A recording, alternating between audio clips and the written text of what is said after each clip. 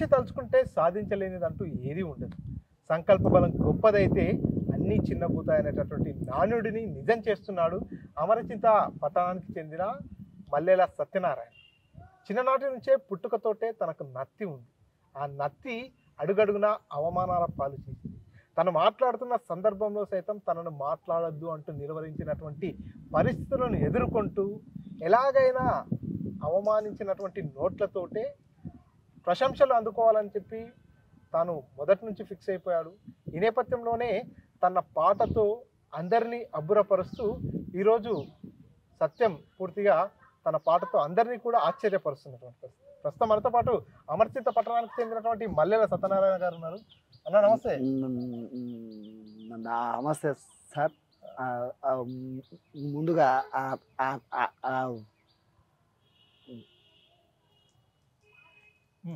ఎట్లా ఉన్నావు? బాగున్నావు? ఆర్టీవీ వాళ్ళకు నమస్కారం. మంచిగున్నా. అంటే ఎట్లా అంటే మీకు పుట్టుకతో నుంచే ఈ నత్తి ఉందా లేకపోతే మధ్యలో వచ్చిందా? అంటే చిన్నప్పటి నుంచి ఉంది, కానీ అది నాకు అంటే మాటలు తెలివి వచ్చే వరకు అది తెలియదు కదా సార్. అంటే ఉందా లేదా అన్న సంగతి తెలియదు కాబట్టి పెద్దగా అవుతుంటే అది కనిపిస్తుంది కాబట్టి వచ్చింది నాకు నత్తి. మీరు మాట్లాడడానికి ఇంత ఇబ్బంది పడుతున్నారు. సో అటువంటిది ఒక పాట పాడాలంటే తన గానం అమృతంగా ఉండాలి. పాట పాడడం అనేది అంత ఈజీ కాదు. అయినప్పటికీ కూడా మీరు ఎట్లా ముందుకెళ్తున్నారు? అంటే పాట పాడడంలో ఈజీగానే అనిపిస్తుంది నాకు మాత్రం, కానీ మాట్లాడితే చాలా ఇబ్బంది అవుతుంది నాకు. పాట పాడడం ఈజీగానే అనుకుంటాను నేను. అంటే ఫస్ట్కి వెళ్ళైనా అట్లనే ఉంటుంది నాకు. అందుకు కాబట్టి పాట అంటే ఇష్టం నాకు. పాట అంటే ఇష్టం కాబట్టి నేను పాట మీద ఎక్కువ ఫోకస్ చేస్తుంటా. పాట ఎలాగైనా పాడాలి. నేను కూడా ఒక 10 మందిలో నేను ఒక్కనిగా నిలవాలి. అంటే అంతకుముందు అడిగినప్పుడు ఎవరు కూడా దేవి ఇట్లా మాటలు మాట్లాడతావు, పాట ఏం పాడతావు అనేవాళ్ళు.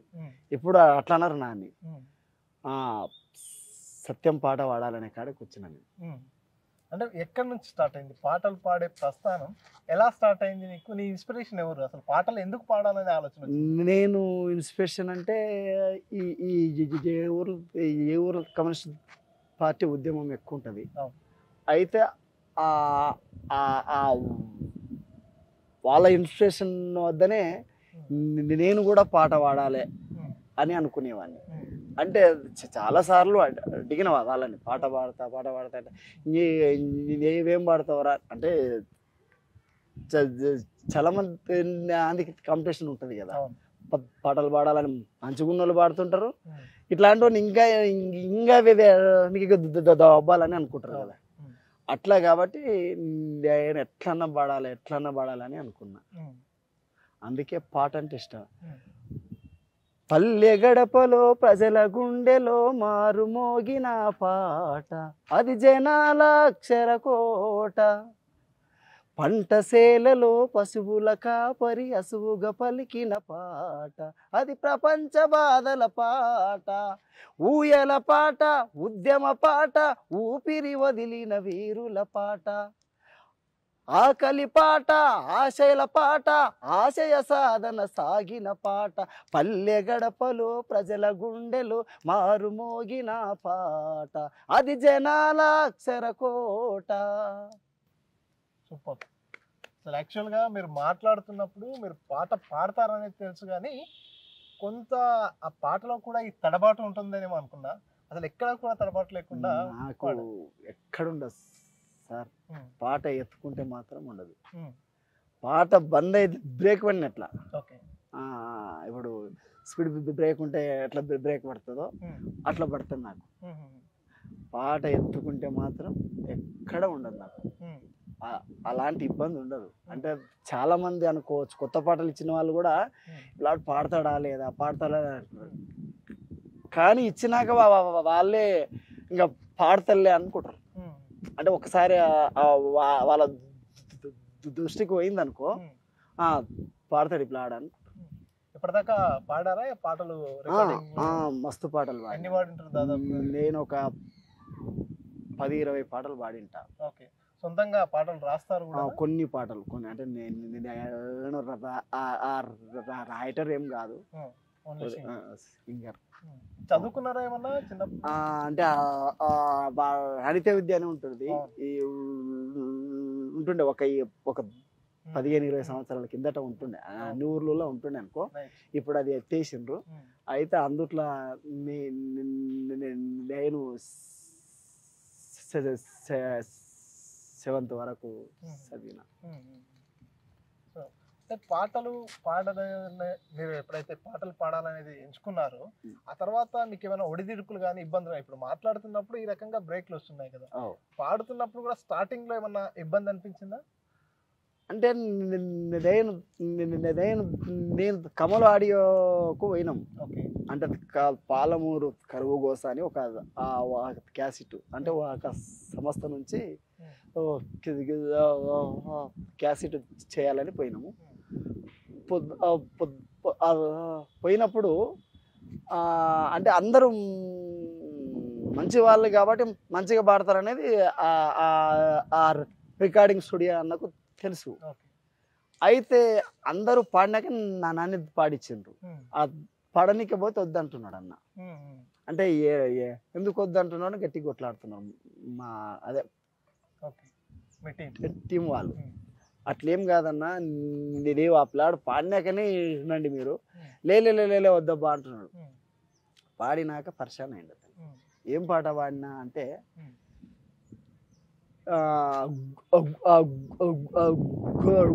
గొర్రెటెంకని ఇచ్చిన పాట. ఒకసారి మాకోసం అదే నిలిసి కురిసెవాన లేక నిండి పార చెరువులెండి, నిలిసి కురిసెవాన లేక నిండి పార చెరువులెండే, అరే పసిడి పండు భూములెండెనా నా పాలమూరు రైతన్న, అరే పాత అప్పులొడ్డి వెరిగెనా నా పాలమూరు రైతన్న, బుడ్డ ఇదుల కళ్ళు వాయ బురక పిటల పలుకువాయ, బుడ్డ ఇదుల కళ్ళు వాయ బురక పిటల పలుకువాయే, అరే నేతదరి పంచలు వాయనా నా పాలమూరు రైతన్, బుడ్డ గోసి నీకు మిగిలేనా నా పాలమూరు రైతన్న. ఈ పాట పాడిన. సూపర్. అంటే ఇంకా మీరు మీ గ్రామానికి చెందినటువంటి ప్రముఖ గాయకుడు సాయి చంద్, సాయి చంద్ పైన కూడా మీరు పాట పాడినట్టుగా తెలుస్తుంది, ఒక్కసారి మా కోసం మా పాట. అయితే మా ఫ్రెండు పాట రాసిండు.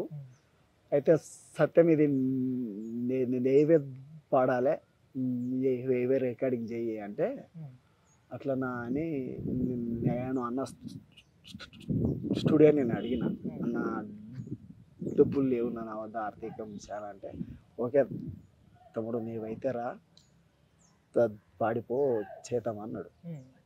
అయితే పాట పాడేసినాం. పాటల పూదోటలో పూసిన మందారమా, మాటల మరుమల్లివై వికసించిన పందారమా, పాటల పూదోటలో పూసిన మందారమా, మాటల మరుమల్లివై విరిసిన వికరందమా. ఇట్లా ఉంటుంది ఈ పాట. ఒకసారి మొత్తం అంటే అది లిరిక్స్ లేదు నా వద్ద.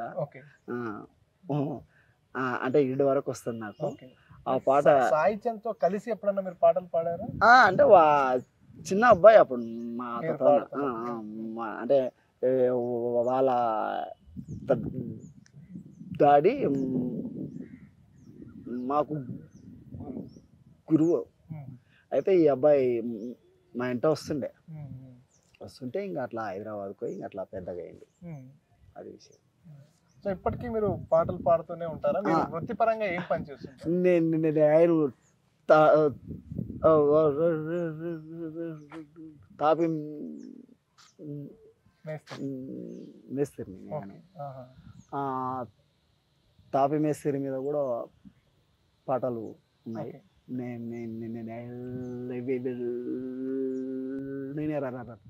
రాసిన ఆ పాట. రంగు రంగు బంగ్లా గట్టె మేస్తిరన్నా నీకున్నది పూరి గుడిసె నీ కన్నా, పొద్దంతా అద్దాల మేడలున్నవు పొద్దుగూకినంక ఆకుల గుడిసెలున్నవు, పానే లోకమంటూ తిరుగుతుంటవు పానే లోకమంటూ తిరుగుతుంటవు, పాని లేకుంటే నీవు పస్తులుంటవు, రంగు రంగు బంగ్లా గట్టె మేస్తిరన్నా నీకున్నది పూరి గుడిసె నీ కన్నా, పొద్దంతా అద్దాల మేడలుంటవు పొద్దుగూకినంక ఆకుల గుడిసెలుంటవు, పానే లోకమంటూ తిరుగుతుంటవు పానీ లోకమంటూ తిరుగుతుంటవు, పాని లేకుంటే నీవు పస్తులుంటవు. అట్లా ఈ పాట అట్లా నువ్వు చేసే వృత్తి పైన అందులో ఉండే కష్ట సుఖాలన్నింటినీ కూడా పాటగా మలిచి పాడావు. అంటే చాలా మంది అడుగుతుంటారు అన్ని, అన్న మా మీద కూడా ఒక పాట రాయవా, లేకుంటే ఒక పాట పాడవా అని అడిగేవాళ్ళు అడుగుతుంటారు. కాబట్టి మనకు కొద్దిగా టైం ఉన్నప్పుడు మాత్రమే వినియోగిస్తాం. ఇంకా కొద్దిగా అంటే ఆర్థికంగా ఇబ్బందులు ఉంటాం కాబట్టి పనికి పోవాల్సిందే కదా సార్, పనికి పోవాలి కాబట్టి పనికి పోతేనే కడుపులోకి వెళ్తుంది కదా, పనికి పోకుంటే పస్తులు ఉండాల్సింది వస్తుంది కదా. అందుకు కాబట్టి ఆర్థికంతో వెనుక ఉన్నాం మనం, లేకుంటే ఇప్పటికి బాగా ప్రచారం కూడా అయ్యేది వాళ్ళం. అయితే ఎంత సంపాదించినా ఏమి సంపాదించినా మనిషి మాత్రం ఒక గోల్ మాత్రం ఉండాలి. ఆ మనిషి ఎట్లుంటాడు అనేది ఒక పాట. ఎటు నుండి చేరునో ఎటు నుండి జారునో ఎవరెరుగనిదిరా ఈ ప్రాణం, ఎందుకో దీని మీద మమకారం, ఎవరెరుగనిదిరా ఈ ప్రాణం, ఎందుకో దీని మీద మమకారం, అమ్మ కడుపున ఉమ్మ నీటిలో జననం, బ్రహ్మ చేతిలో ఆకు తిరిగితే అది మరణం, అమ్మ కడుపున ఉమ్మ నీటిలో జననం, బ్రహ్మ చేతిలో ఆకు తిరిగితే అది మరణం, సావు పుట్టుకల నడమ జీవితం ఒక నాటకం, సావు పుట్టుకల నడమ జీవితం ఒక నాటకం, పాత్ర ముగిసిందంటే తప్పదు మన ప్రయాణం, ఎటు నుండి చేరునో ఎటు నుండి జారునో ఎవరెరుగనిదిరా ఈ ప్రాణం, ఎందుకో దీని మీద మమకారం, మూడు అంశములతో మూడు నాళ్ళ జీవితం, బాల్యం యౌవనం వృద్ధాప్తి సమాప్తం, మూడు అంశములతో మూడు నాళ్ళ జీవితం, బాల్యం యౌవనం వృద్ధాప్తి సమాప్తం, చంద్రంపై నడిచే నీటి బుడుగ చందము, చంద్రంపై నడిచే నీటి బుడుగ చందము, ఎప్పుడు బుడుగ పగిలి తెగునో మన బంధము, ఎటు నుండి చేరునో ఎటు నుండి జారునో ఎవరెరుగనిదిరా ఈ ప్రాణం, ఎందుకో దీని మీద మమకారం. ఇది ఈ పాట కూడా మీరే రాశారు? లేదు లేదన్నా, ఇది ఐ వెంకన్నని మాకు అన్న అవుతాడు, మంచి బ్రహ్మాండమైన పాటలు ఉంటాయి అతను. అయితే ఫస్ట్ మనకే ఇచ్చింది పాట, ఇస్తే ఇంకా వేరే వాళ్ళు ఆల్రెడీ రికార్డింగ్ చేసిండ్రు కాబట్టి ఇంకా నేనేం చేయలేదు ఈ పాటలు అట్లా. సో ఇప్పటికీ అవకాశాలు వస్తున్నాయి మీకు పాటలు పాడేందుకు వేరే రైటర్స్ కానీ అంటే ఇస్తారు కానీ ఇప్పుడు అవకాశాలు అంటే అమౌంట్తో కూడుకున్న పని సార్. అయితే ఇంకా అక్కడ హైదరాబాద్లో ఉన్న వాళ్ళే ఎక్కువ పిలుచుకుంటారు కాబట్టి ఇంకా మనకు తక్కువ వస్తున్నాయి అవకాశాలు. అప్పుడప్పుడు ఏదో ఒకటి రెండు వస్తాయి అంతే. చాలా బాగా పాడుతున్నారు పాడేటప్పుడు మాత్రం, కానీ మాట్లాడుతున్నప్పుడు మాత్రం తడబాటు ఆ నత్తి మాత్రం వస్తుంది. దీనికోసం మీరు ఏమైనా ఆసుపత్రికి కానీ డాక్టర్ని కానీ కన్సల్ట్ అయ్యారా? ఏం చెప్పారు? అంటే ఇక్కడ ప్రకాష్ రెడ్డి అని అడ్వకేట్ సారు అసోసియేషన్ అధ్యక్షులు ఉండే, అయితే ఆ సార్ ఉండి ఇట్లా పాటలు మంచిగా పాడతాడు,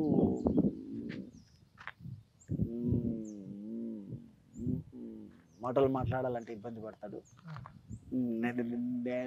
నేను ఒకసారి ఈఎన్టీ హాస్పిటల్ కనుక్కొని చెప్తాను నీకు అని చెప్పిండు. ఈఎన్టీ హాస్పిటల్కు పంపించిండు. సైకాలజిస్ట్ అని డాక్టరు ఉంటాడు. అంటే అందుట్లో ఒకటి ఫిక్స్ అయిందని చెప్పిండు నాకు. అంటే మైండ్లో ఆల్రెడీ ఫిక్స్ అయింది, అది నీవు స్పీడు మాట్లాడకుండా ఉంటే మంచిది అని అట్లా చెప్పింది కాబట్టి అది అట్లా. సో మీరు ఎప్పుడన్నా తెలంగాణ ఉద్యమ సమయంలో కావచ్చు, మిగతా సందర్భాల్లో కళాకారులంతా కూడా జనరల్గా ఒక ప్రభుత్వ కార్యక్రమం జరుగుతున్నా కూడా కళాకారులంతా కూడా అక్కడ పాటలు పాడుతుంటారు. అలాంటి స్టేజ్ల మీద మీకు ఏమైనా అవకాశం వచ్చిందా ఇప్పటి వరకు? వచ్చింది, మస్తు వచ్చినాయి నాకు, మస్తు అట్లాంటి అవకాశాలు మస్తు వచ్చినాయి నాకు, మస్తు వచ్చినాయి, మస్తు పాడించుకున్నారు. కానీ ఆ తెలంగాణ గవర్నమెంట్లో ఉద్యోగం ఇస్తామని ఇవ్వలే. కళాజాతలో 555 మందికి ఇచ్చిండ్రు. ఇంకా అంటే మాకు ఇప్పుడు ఇస్తాం, మాకు అప్పుడు ఇస్తామని అసలైన కళాకారులకు ఇచ్చలేరు. తెలంగాణ ఉద్యమంలో ఎవరైతే పనిచేస్తున్నారో పనిచేసిండ్రో అప్పుడు ఉన్న వాళ్ళకి ఇచ్చలేరు. అంటే వాళ్ళు ఇప్పుడు గ్రూపులు ఉంటాయి కదా, ఇంకా అక్కడ అందుబాటులో ఉన్న వాళ్ళకు మాత్రమే పెట్టుకున్నారు. అంటే వాళ్ళకి ఇప్పుడు నేను ఉన్నావు అనుకో సార్, ఇప్పుడు అంటే లేవు, ఎవరినైతే గుర్తించలేవు, అయితే నీ మాట విన్న వాళ్ళని పెట్టుకున్నావు, అట్లాంటి వాళ్ళకే ఇచ్చిండ్రు, అది విషయం. అయితే ఇప్పుడు కూడా రేవంత్ రెడ్డి ఇస్తా అంటున్నాడు. ఇంకోటి గద్దరు బిడ్డ నెలమ్మ చైర్మన్ అయిందిగా, ఇస్తాం అంటున్నారు. కానీ ఇప్పటి వరకు అది ఇంకా అది ఇంకా ఇస్తారా అయ్యారా, అది ఇంకా ఇది కాదా పాటను నమ్ముకుంటే ఇబ్బంది అవుతుంది, సంసారం ఇబ్బంది అవుతుంది అని ఇంకా ఆ పాట గురించి అంటే అటువైపు పోతలేము, అంటే ఉద్యోగం వైపు పోతలేము. అయితే ఇంకా పాట అనేది మనిషికి గజ్జి కాదు ఎట్లా అట్లా, అంటే పాడాలి ఆడాలి అని ఉంటుంది. ఇంట్లో ఉపవాసం ఉన్నా, ఉపవాసం పెళ్ళం పిల్లలు ఉపవాసం ఉన్నా, ఆడ మీటింగ్ అయిందంటే అడుకోవాలి, పాడాలనిపిస్తుంది. ఎంతమంది పిల్లలు? నాకు 2 అబ్బాయిలు, 2 అబ్బాయిలు హైదరాబాద్లో చదువుతున్నారు. ఏంటంటే ప్రభుత్వం నుంచి మీరు ఏదైనా ఆశిస్తున్నారా? ఎందుకంటే పాటలు పాడడంలో ఇంత టాలెంట్ ఉంది, కొంత ఆర్థికమైనటువంటి ఇబ్బందులు కూడా ఉన్నాయంటారు కాబట్టి ప్రభుత్వం నుంచి ఎలాంటి ప్రోత్సాహం మీరు ఎక్స్పెక్ట్ చేస్తున్నారు? అంటే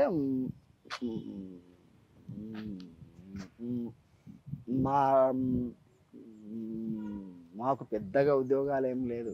ఇప్పుడున్న సరది దాంట్లో ఉద్యోగం ఇచ్చిన పేరు చెప్పుకొని బతుకుతాం.